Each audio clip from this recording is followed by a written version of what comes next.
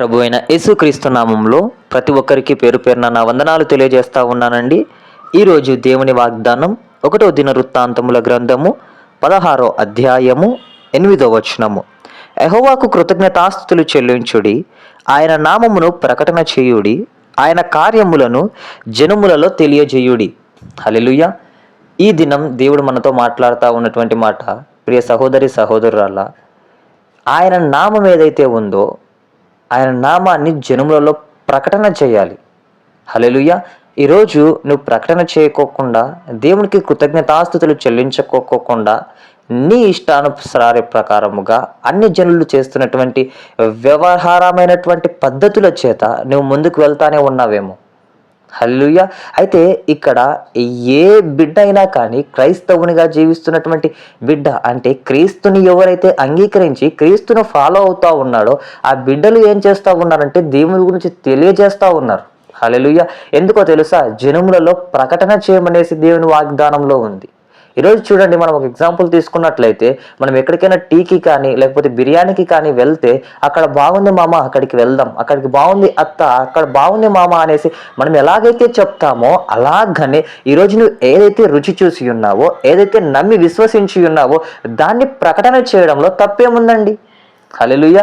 ఈరోజు నేను ఒకప్పుడు అవన్నీ కూడా నాకు నచ్చినాయి, నేను తాగినాను, తిరిగినాను అనేసి చెప్తా ఉన్నావు, అక్కడికి వెళ్తా ఉన్నావు. ఈరోజు యేసుక్రీస్తు నిజమైనటువంటి దేవుడు, యేసుక్రీస్తు తప్ప మరొక దేవుడు లేడు అనేసి ఏ సత్యం అయితే తెలుసుకున్నామో అదే కదా బోధిస్తూ ఉన్నటువంటి వారు. అయితే వారిని బట్టి మీరు ఈరోజు ఎందుకు విమర్శిస్తూ ఉన్నావు? ఈరోజు వారిని బట్టి ఎందుకు ఎగతాళి చేస్తూ ఉన్నావు? హల్లెలూయా. అది చెప్తా ఉన్నప్పుడు, అది చేస్తూ ఉన్నప్పుడు ఇదెందుకు అతని యొక్క వ్యూ పాయింట్ ఆఫ్ నుంచి మాట్లాడలేకపోతా ఉన్నావు, చూడలేకపోతా ఉన్నావు? హల్లెలూయా. దేవుడు ఇక్కడ అంటా ఉన్నటువంటి మాట, ఈరోజు క్రైస్తవులు అనేక మంది దేవునికి స్తుతిస్తూ అనేక మందికి ప్రకటిస్తూ ఉన్నారు అంటే ఆయన చేసినటివి, వాళ్ళు విన్నటివి, వాళ్ళు కన్నటివే చెప్తా ఉన్నారు. ఈరోజు వాళ్ళు చూడకోకుండా చేయకోకుండా ఎవరు చెప్పరు కదా. హల్లెలూయా. అబద్ధాలు చెప్పేటువంటి వారు, మోసాలు చేసేటువంటి వారు చాలా ఉన్నారు. అయితే అబద్ధ బోధకులు ఆల్రెడీ బయలుదేరి ఉన్నారనేసి దేవుని వాక్యమే సెలవిస్తూ ఉంది. హల్లెలూయా. ఈరోజు దేని నమ్ముతా ఉన్నావు? లోకంలో ఉన్నటువంటి వాటినా, మనుషులు కల్పించినటువంటి వాటినా, లేకపోతే నీ కోసం నా కోసం ప్రాణం పెట్టి తిరిగి లేచి సజీవుడై ఇప్పటికీ కూడా మనతో నివసిస్తున్నటువంటి దేవుని నమ్మి విశ్వసిస్తూ ఉన్నావా? అట్టి దేవునికి నువ్వు కృతజ్ఞతాస్తుతులు చెల్లించు. అట్టి దేవుని నామాన్ని నువ్వు ప్రకటన చేయి, జనములలో ప్రకటన చేయి. ఎందుకో తెలుసా? నీకు జరిగినటువంటివే చేయమని చెప్తా ఉన్నాడు దేవుడు. ఈరోజు నిన్ను అనాథగా విడవలేదే, ఎల్లప్పుడూ కూడా నీ చేయి పట్టుకొని దేవుడు నడిపిస్తూ ఉన్నాడు. ప్రియ సహోదరి సహోదరురాల, ఈరోజు నువ్వు అనుకుంటా ఉన్నావేమో, నేను ఒంటరినే, నన్ను ఎవరు పట్టించుకోవడం లేదే అనేసి.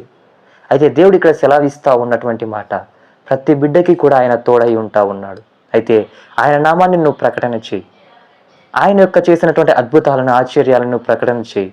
ఆయన నీ కుటుంబంలో అద్భుతాలు చేస్తాడు, ఆయన ఆశ్చర్య కార్యాలు చేస్తాడు. అయితే ఈ లోకంలో ఉన్నటువంటి దీనికోసం నువ్వు ప్రయాసపడక, పరలోక రాజ్యపు నివాసం కోసం, దేవుని కోసం ప్రయాసపడదాం. హల్లెలూయా. అటు రీతైనటువంటి నిరీక్షణ కృప ప్రతి బిడ్డ మీద కుమ్మరించబడును గాక. ఆమేన్. దేవుడి వాక్యమును దీవించును గాక. ఆమేన్. ప్రార్థన.